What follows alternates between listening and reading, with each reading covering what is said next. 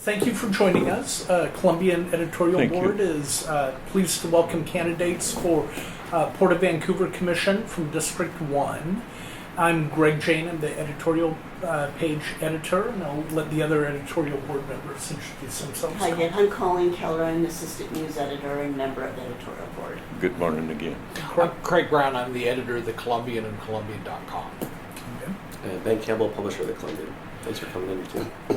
We also have a reporter, Sarah Wolf, is sitting in. She won't be asking questions in this forum, but may want to speak with you later, and she might write an article about this meeting. And the final thing is we are, as mentioned, we are recording this. We will post it unedited on our website and our YouTube channel. And with that, let's get started. And to the candidates, take 1 or 2 minutes, introduce yourselves, explain why you're running for this position, and then we'll get on to specific policy questions. And we'll start with Russell. Good morning, and thank you very much for having me here today. I really appreciate this. I've been looking forward to sitting with you at the Columbian Editorial Board for quite a while. So I'm excited to run for the port position. I believe that my history, and if history is any indicator of future success, my history as a community builder is evident to most people. I was the board chair for the Clark County YMCA during the capital campaign, successful capital campaign. I was with Clark College Foundation and their successful capital campaign to build the Todd and Maxine McClaskey Foundation.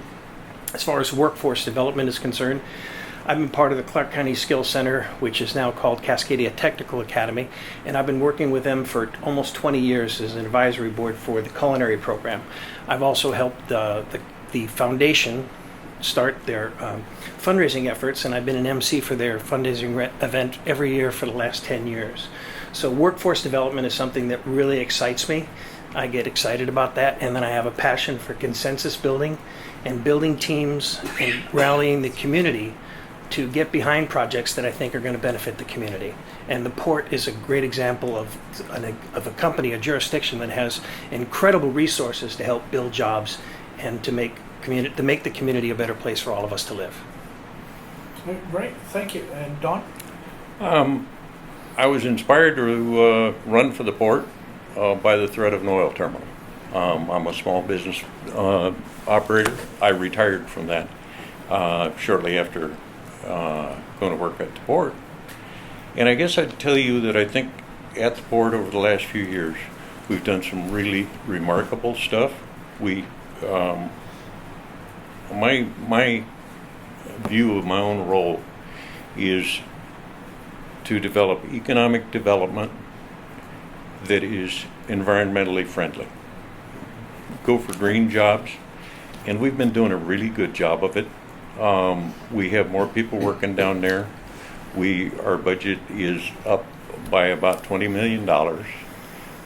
By this time next year, we'll have about 7,000 people working at the Port of Vancouver. When I got there, it was less than 4. We're promoting and driving. We're one of the agencies driving the interstate bridge discussions. And my colleague Jack Berkman and our director are on that. And so from the bridge clear out to Terminal 6 and beyond, we are moving in good, positive directions. And I want to keep it moving there. Great, well, thank you. And again, thanks to both of you for joining us. As you both alluded to, the port is an important economic driver in the region. What could it be doing better? And we'll start with Russell. Well, one of the things that's happened very recently was the efforts from Sharon Wiley and getting us to advance our opportunities with the tax increment financing. And I'm really excited about that opportunity because that's going to be a great lever for us to do future expansion and continue to use, not just for Terminal 1, but perhaps more developments along the community. So that's a success story. What could we do better? I think getting public input is something that we could do a much better job. I've heard transparencies, but I got to tell you that the questions, I've met with the staff, I've asked them a lot of questions.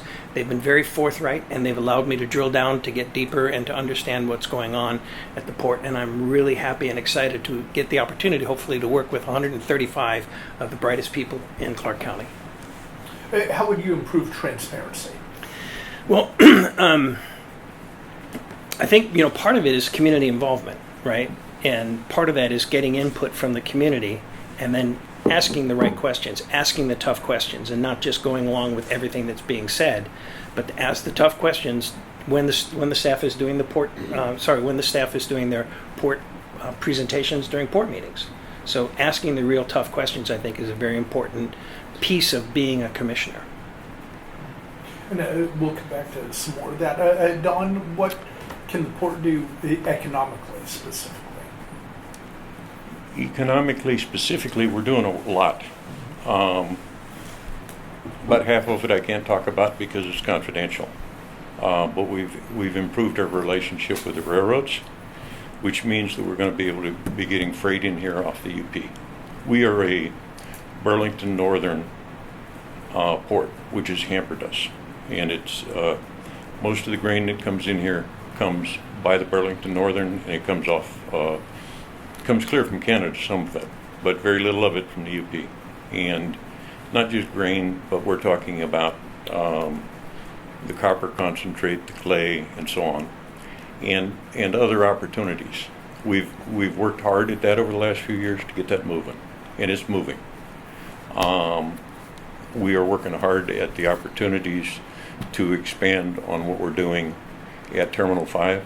All this stuff moves, government stuff moves at the speed of molasses. It's when you're in small business, you're an autocrat, and you decide things and you get them done. And I'm not saying that that's a good thing. That's certainly not a good thing for a government agency. The issue transparency that comes up is legitimate. There's an issue. We have a 3-member port commission, and to change that in any way is very difficult, and it makes it, I can't collaborate at all with my other commissioners other than in a published meeting. And it means that the way that the city works, where the mayor sits down between meetings and talks with city councilors and says, what do you think and where do you think we need to be going? And is there a problem in these departments? This can't happen. That's against the law. And before I got there, we got hurt for it. And so we're extremely strict about it. An area that the port needs to improve in, that's away from the transparency, that's come up to me specifically on the campaign, is the area of diversity, equity, and inclusion. We have a woman director for the first time ever, and we have one of the only ports in the state of Washington that has a woman director, which is a good thing. There's another 10 leadership roles in there that have about one woman out of the 10. We have an issue that we don't have enough people that look like the entire community, and these issues are difficult to address. At the port, people stay there. The average is about 10 years. So to say, well, we need to have more people of color, to say that we need to have more women in leadership. One of the issues about women in leadership goes clear to our entire society. Working to get women into the trades is an effort that has to start clear back at middle school. I'm a part of an auto advisory group for the Battleground School District. They get girls in that program one at a time, and they get boys 100 at a time. And I'm sorry, I want to back up. I'm sorry, I got away from the port and into society, that's okay. and one runs right into the other. We don't have time today to solve I'm all sorry. of society's No, I'm just but saying that we'll try to. it's a societal issue. It's not something that I can go like but that. I'm curious when you mentioned transparency, and you both agree that it's an issue. And I can understand the reason for this, but then you say that some of the things you can't talk about because they're confidential. Does that belie the need for transparency, and does that demonstrate openness to the public, or is that part of the problem? I think, to a great extent, a problem with relating to the public is getting the public interested in the port. I didn't pay the port a lot of attention before the oil terminal, and I think that's true of most of our community. Unfortunately, I think in this election, we're probably going to get 30% turnout, which to me is a disaster. We didn't do that much better. I think it was 40% last time when we were facing an oil terminal. To get people, the number of people that come to the port meeting, Russell's come to the last 4. The number of people that come from the public to ask us what's going on, there's a few people that come from the trade unions occasionally. To get folks to take a hard look at it, to want to know, is difficult. Sure. And I want to ask Russell about that. What can the port do to improve its PR and to generate more public interest? So we have a very good communications team. I've met with them. I know some of them from their previous work experiences, and I think the marketing is definitely the piece where the port has to do a better job marketing itself and really getting the word out to the public. And quite recently, the Columbian's done some great articles on Terminal 1 and some other things that are going on in the port, and I'm really excited to see that effort happen, and I want that to continue so that people know what's happening at the port. And I think that the Columbian continues to play a very valuable role in making that transparency happen. Craig, do you have anything? Sure. A number of years ago, the port made a significant capital investment in Terminal 5, but since then it's mostly been used for laydown. So what's your vision for development of that, and how important of a priority should that be for the port? So Don, you want to try first? We're working at that. The amount of money that was spent, we went with, and it was before my time. We just finished it in the first year I was there. It's got a loop track and a rail system, and it cost about $250 million. That was a whole bunch of grants and a whole bunch of places that money came from. This hasn't been as successfully utilized, and in fact, the building of that system kind of led to the oil terminal, because the intended customer backed out, and somebody said oil from North Dakota would be a good idea. That's where that came from. Today we're working with various bulk customers. We are using that for laydown. We're also using it in a lot of it for the wind business. We are working on opportunities there to build a bulk terminal. We're working on, presently, we've got Navy ships that are tied up there at quite and it's quite beneficial to the port economically. And so it's not like it's not being used. It's not being utilized. And the point that I was coming to about the speed at which things move is this asset isn't being utilized quickly, and it doesn't happen that way. Another asset that's absolutely amazing that the port has is about 500 acres out just in front of the transfer station that we're working on developing. We're working on purchasing the right to get rail and to get the marine to work there. But it's several hundred acres of the most prime industrial land on the entire West Coast. And are we using that successfully? Not as quickly as I'd like.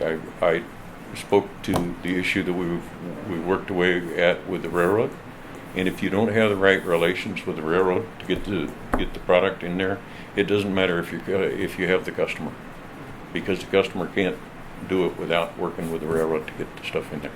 And we've built the foundation for it. Let me move on. Russell, your thoughts on Terminal 5? So the loop track. It's one of the biggest questions that I get all the time. What's up with the loop track? What are you guys going to do with the loop track? And Juliana's got a vision for the loop track and to build a bridge so that cars and other vehicles will have access to the loop track independent of the trains. So we're continuing to build the infrastructure to make Terminal 5, the loop track, an attractive piece to attract industry and business. So what types of businesses would be attracted to the loop track? And the ports are incredibly competitive. And I do think that it's important to continue to build the infrastructure.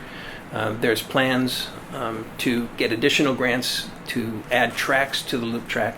But one of the things that immediately came to mind for me a couple of weeks ago was my daughter was a graduate from MIT in geology and master's in science from Colorado State University in climate science. She said, "Dad, the biggest lithium mine in the world has been discovered on the Oregon-Nevada border.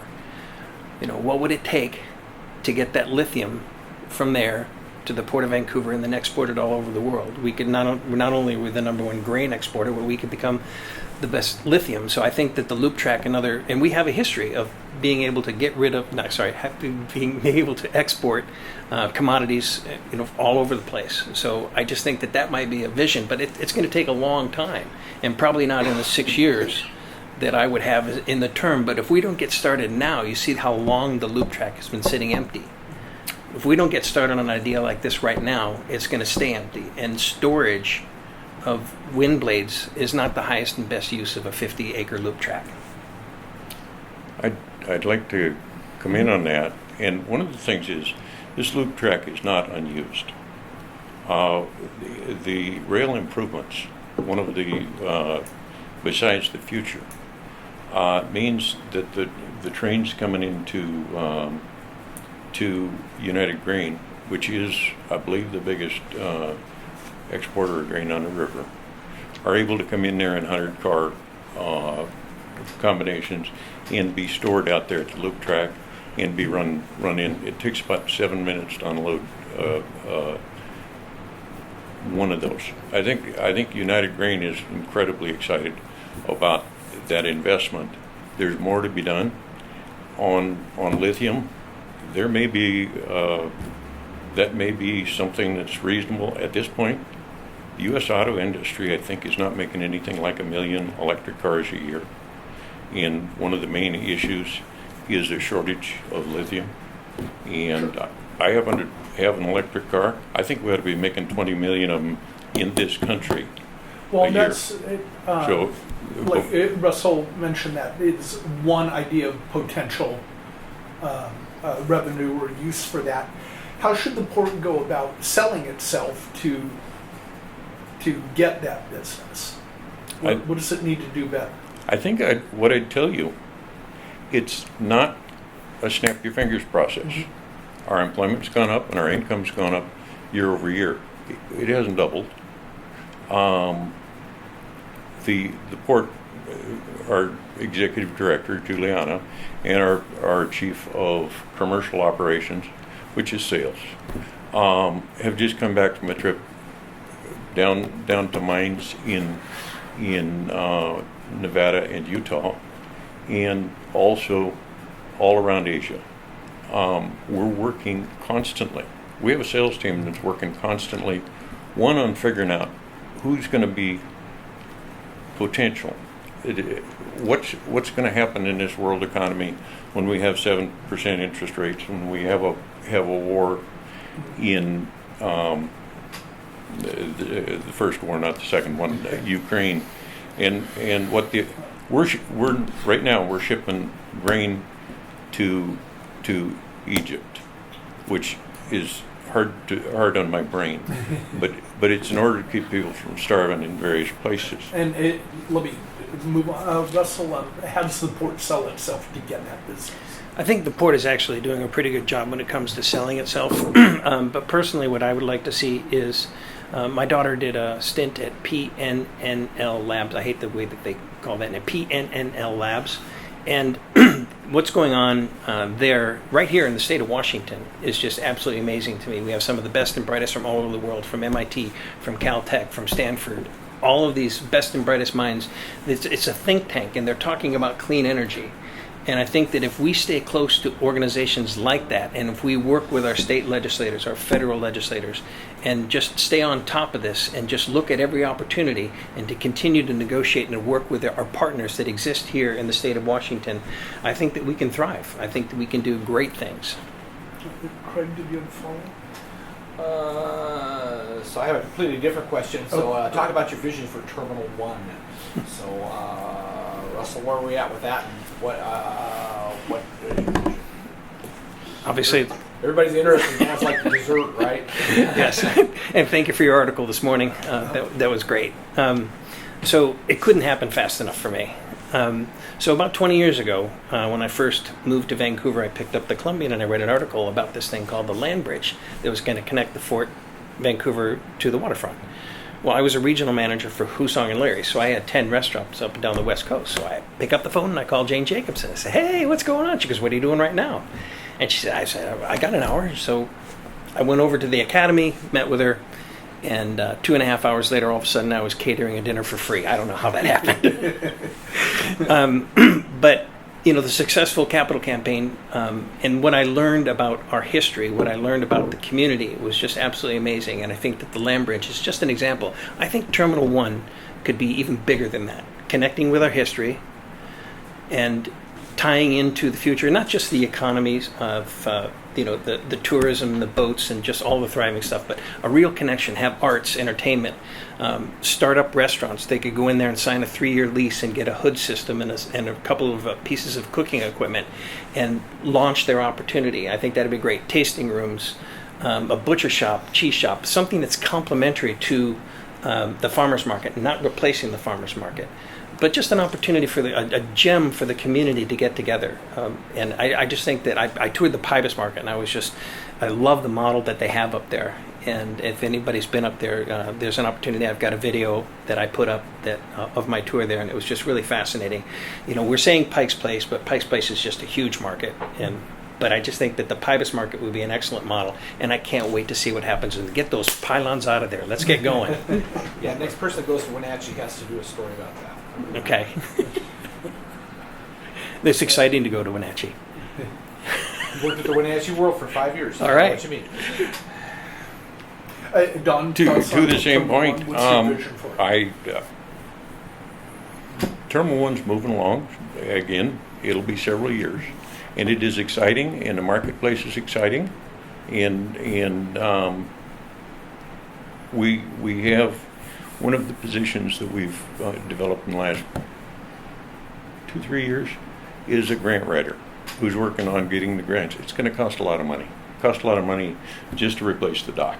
That's over $3 million. We're working on getting the grants to get it going. But back to the point that I was making. This is on the Columbia River. The Columbia River has been an economic highway or gateway or whatever you want to call it for hundreds of generations, not hundreds of years. We think about it in our lifetime, or we might think about it since Lewis and Clark's been here. But this is one of the most populated areas in North America. And the Indians haven't done very well. I want to see us relate to markets that relate to people of color, that relate to the indigenous aspects, I think is important.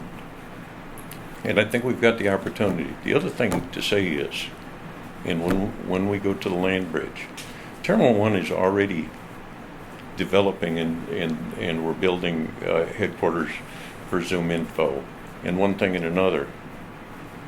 Downtown Vancouver is incredibly exciting to me right now. I go to events at Astor Short Park and oftentimes end up wandering around down through what is Terminal 1, down through these trails, and over the land bridge, and on up to the fort. You can go to an event at one and walk clear to a different event over at the Historic Trust. It's our job to make that a good piece of this whole tie-in. Downtown Vancouver is a very exciting place for me right now as a community. Thank you. Colleen? Can we talk a little bit more about development? Don had mentioned about green jobs specifically. Can you give us a little more detail about what kinds of jobs specifically have been developed, what the port has been doing, and what more perhaps could be done to develop that type of workforce? Don, if you want to go first. I think to speak to it, and what we need to do to a great extent is green the jobs we've got. And we've got We have a tremendous environmental team down at the port. We have basically 4% of the people that work there work as environmental folks to keep the river clean. One of the things that I'm most proud of is that we are the number one wind importer, if not absolutely on the West Coast, but I believe in North America. We bring the blades in. We are converting the equipment that we use slowly to electric. I was excited up at I went on a tour at the Port of Tacoma recently, and they've converted their yard hostlers all to electric. And we're encouraging the developments that take us there. When we redo a building, when we release a building, we replace it with the newest lights and the newest heat pump electrical units. When we in every phase, we're encouraging that. We're taking a hard look at what the new jobs that we're recruiting are doing. But we have a climate action plan, and it's a tough one. It matches up to the cities pretty well. And that means that we have to reduce the amount of pollution that we're making, which means we have to work on every phase, which includes commuting to the port. And commuting to the port right now is difficult. And we've worked with C-Tran, and we've got a service that'll pick you up in downtown Vancouver. I think it's $1.50, and I'm ashamed not to have ridden it yet, but it'll pick you up and take you out there. And it's being subsidized at this point. We don't have any regular bus service when we need it. Russell, what are your thoughts on green jobs and development of those? So we have berth 17, which is approaching near completion, and it's a very flexible berth. And what if we were to have state and federal funding for wind farms? There's a local company that can build giant structures right here in Vancouver that could be capable of using that dock and perhaps even building the facilities that we need for these wind farms out on the ocean. And I talked to my daughter about that. She said there's some environmental pushback on how that would harm the marine life, but not a lot. And they probably will never really pencil, but it would generate jobs. And we need manufacturing jobs here. And we've talked about workforce development. I attended an event by the invitation of the mayor and Joe Tanner to receive Senator Marie Cantwell, and she spoke about the bridge, but she also spoke about manufacturing jobs and workforce development. And I think that we need to take a look at those opportunities to use our existing facilities to attract green jobs. That's just a specific example of what I would like to see. There's lots of opportunity, but I think that the 135 people that are working at the port are really working hard to get green jobs, not just to the climate action plan that Don spoke about. I think is great, but you asked the question about green jobs. I think, just to tag on to that, there will be wind out on the ocean, and they're already moving toward that off the Oregon coast. It's the southern Oregon coast. It is expected that ports up and down the coast will be asked to be involved. We've got people, the folks up here at the ones that need a higher bridge, the fabricators on the west side of the bridge, will surely be involved in making some of the windmill parts for the windmills on the ocean. The windmills we have running in this country today, the blades are 80 meters long, which is almost a football field. Okay, with the blade. The ones for the ocean are much bigger, and they're trying to assemble them as far as they possibly can on land and then tow them out into the ocean. So between here and the ocean, besides the I-5 bridge, we have the Longview Bridge, and then we have the Mettler Bridge, which are much higher. But whether the whole windmill won't even be able to fit out there. will be involved in this development. Which parts of it, it's not clear. I want to go back for a second. Russell, Donna had talked about, said I think where is it? We need to green the jobs that we have. You talked about job development. What about transforming jobs that exist? Is that possible? Should that be a focus? I think it's already happening. So the climate action plan that the Port of Vancouver has is among the ports that size is at par with the best. We're equal to the state and the federal level as far as our climate action plan is concerned. So I'm excited about the climate action plan that we have currently. But you're asking about green jobs. Another thing is we have manufacturers here that are not manufacturers. We have battery technology companies right here in Clark County that are capable of building battery storage. Why aren't we building batteries? Why are we importing wind blades? Why are we importing turbines? Why aren't we manufacturing those here and using them here? Those are the questions that I like to ask. I think an answer to that is that the blades that are coming into this country all year long, and probably next year too, will be coming into the Port of Vancouver, and they go out through Highway 84 over to Idaho. They've got a very tricky deal, but they're all going up to Alberta. They are none of them coming into the United States. The way that the new federal tax incentives are working toward wind, they will be built in this country, but they'll probably be built in the Midwest. The amount of transmission that we have available to get electricity from the east side of Washington to the west is a serious issue. Right now, where they're talking and working is every place from Iowa to Wyoming to Texas, and this is where the wind manufacturing will happen. Moving those things is horribly difficult, is extremely expensive. So. Colin, do you have anything else? Yeah. I would just like to just follow up a little bit. Don had mentioned about the port's role with the I-5 bridge.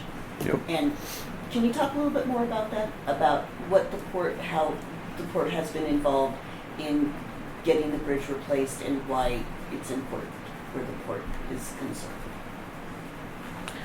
The port brings the commercial side. I'm an old trucker. If we're going to be successful as a port, we have to be able to get stuff out of here.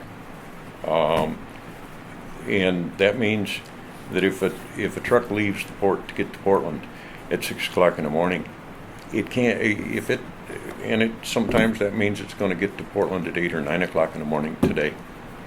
And that's a disaster, and it keeps getting worse. And the other thing is it's dangerous. The bridge has to be replaced. We have worked hard at being, along with the Port of Portland, at being a driving agency behind that. It should have been replaced 10 years ago, and politics got in the way, and it feels like we're going to get it, but it felt like it last time. So. Do you have any thoughts on the plan so far, like particularly the height and so on? The height's going to be left to the Coast Guard. The Coast Guard, and there's an environmental, all this stuff moves at the speed of molasses running uphill. The Coast Guard's going to give us an answer in a year or two. While we're doing all of this, we have to keep telling the story to people. One of the stories is those piers that were taken out from under Terminal 1, they're rotten. That's a large part of the reason we're doing it. And it's about 100 years old, okay? The bridge is about the same age. The stuff that's holding that stuff up, it's partially prayer. We're fortunate there hasn't been a disaster. And if there is a disaster before there's a new bridge, what will that do to our economy? Russell, what are your thoughts on the I-5 bridge and the port's role in that project? I attended the economic breakfast sponsored by the Columbian. Is that enough that I've said for the Columbian today? And the major topic at the time was the I-5 bridge. And the port has repeated their stance time and again, and I am 100% behind their stance. So of the 5 plans that are available right now to us to take a look at, mine would obviously be high enough so that Thompson's Metal Fab would be able to continue to move their freight underneath the bridge. But that's not my decision to make. I attended also the event with Marie Cantwell. She talked about the mega fund and attracting the federal dollars, and she's in a perfect place to do that. And we have an opportunity that if we don't seize right now, we may not see again for years to come. So I am super excited about this because right now, and they're talking about tolls. The freight companies are like, we'll pay the tolls. We just don't want our trucks to sit there idling for 3 hours. So I don't have any real big issue with the tolls from a freight perspective. Okay, and then from the restaurant perspective, this is just my word. While the bridge is under construction for 5 years, all the local restaurants will benefit because nobody's going to go across the bridge. So all of the local businesses are going to thrive, in addition to all the jobs that it's going to create. I think I would differ in that the only way that, as I understand it, that Thompson Metal Fab can get their 178-foot bridge, which the Coast Guard's talking about, the only way that we can do that is to make it a drawbridge. And I think a drawbridge, one, will increase the cost of it radically, and it's for a passage that happens about every 3 years. I think we're going to have to mitigate for those folks, which may mean, to the point, that they're going to have to move downriver, and the port may need to be involved in working on what that mitigation is. But to build another drawbridge, that's the only drawbridge on I-5. I used to be a trucker, and I've driven from Canada to Mexico on that, and that's the drawbridge. Russell, what would be your response to that? Would it be more beneficial just to do mitigation and have Thompson move? So Thompson's Metal Fab has been around for many, many years. So the families that work for Thompson's Metal Fab are entrenched in our community. So to get them to move somewhere else, like Kalama or some other port nearby, where they'd have easier access, would be a real challenge. So if there's anything that we can do to help mitigate that, to get Thompson's Metal Fab to stay in our community, it would not only help our community, but it would also help those that work at Thompson's Metal Fab and keep a company that is providing a lot of tax revenue for our community. Does that answer your question? Given those choices, you would prefer a drawbridge? Drawbridge, and he knows that, Thompson's Metal Fab knows that drawbridge really isn't an option, so it's not likely going to happen. But our treaty with Canada for the water flow is actually up for renewal this spring. So we may be walking across the Columbia River. Who knows? Ben? Yeah, so Craig brought up Terminal 1, and Colleen brought up the I-5 bridge, and those are certainly exciting projects in our community's future. But if you had to take your best guess, what does our community look like in 10 years, and how does the port play a role in that? Don, you want to start? What our community looks like, I think I would tell you, I'll go to the port first. I think that by that time, I said that there will be about 7,000 people working there by this time next year. And I think within the end of this decade, we'll have 10,000 people working there. With the emphasis that we're making on getting more developed. The community, I talked a lot about what I think about the downtown community. Huge challenge for us, and it's part of the issue about talking about climate, is that the people that are most affected by the whatever we do at the port around air are the folks that live in Fruit Valley.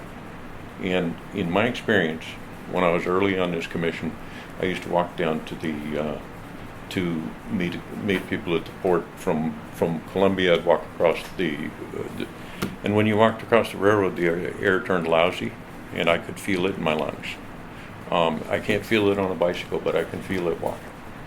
And we have to do everything possible to do our part to clean up. It's not just going to help with climate change, which is a disaster coming, but to pay attention.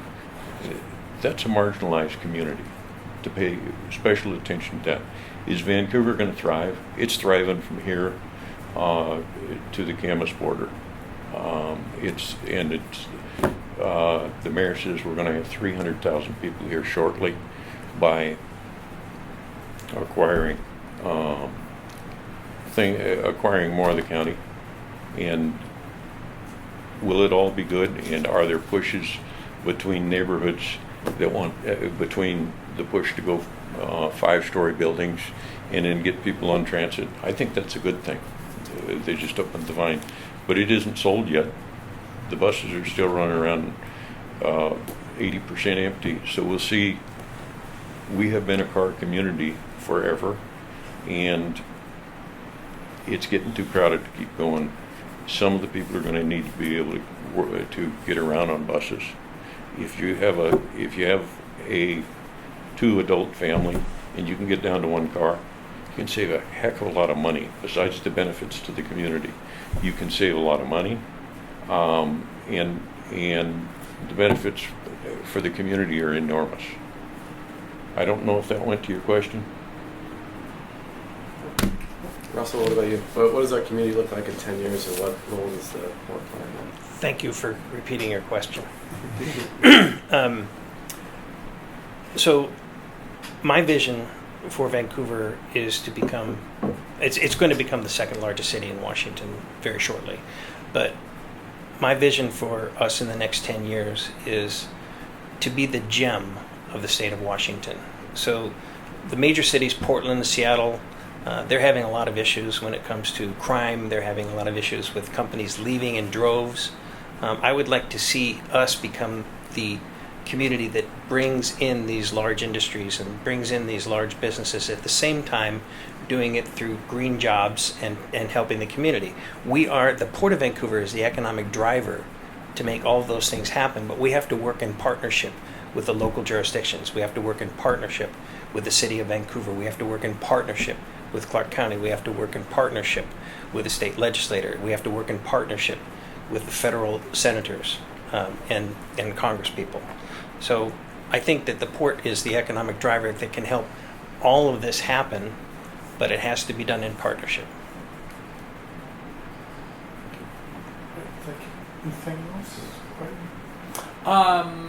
So here's 2 good candidates with great civic reputations, very involved in the community. So it's hard to decide how to vote for folks, I think. So how are you different from the other challenger? So Don, how are you different from Russell? I think we both come from small business. There's a certain incongruity in Russell's campaign, I believe. I have a serious challenge. He celebrates everything that we're doing at the port, from going to lobby in Olympia to Washington, D.C., to working with the local city council and so on. He celebrates what we're doing, one thing right after another, and then says, you got to replace this guy.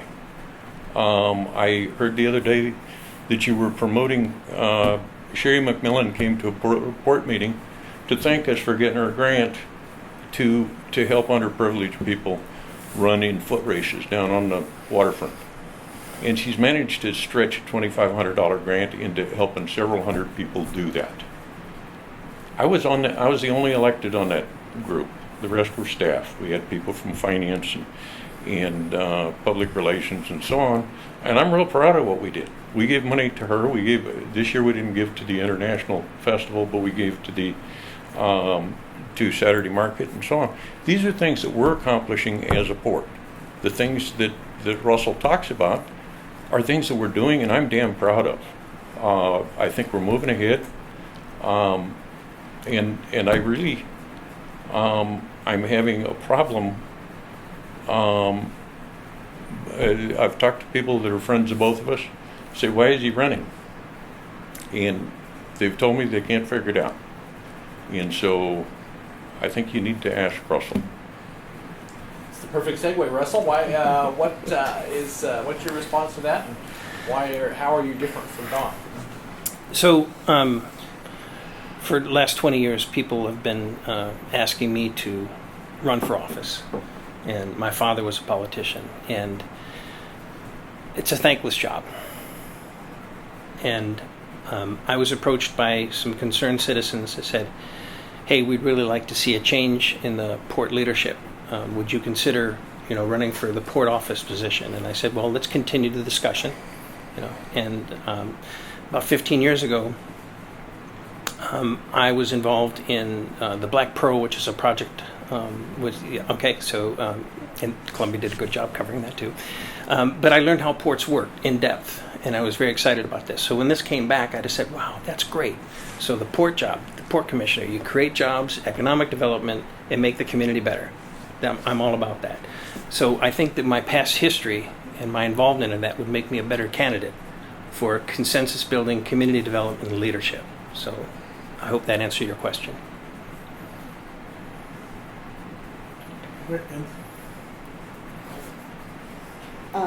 Just as a quick follow-up, can you be a little more specific? You said people approached you about concerns about port leadership.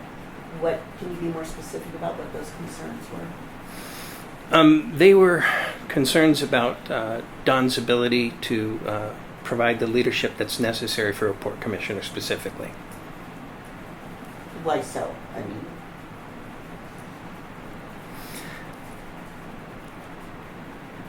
his depth of understanding for issues that are available at the port and to provide the leadership that's necessary to get people to buy in to all the port projects and the things that are happening at the port.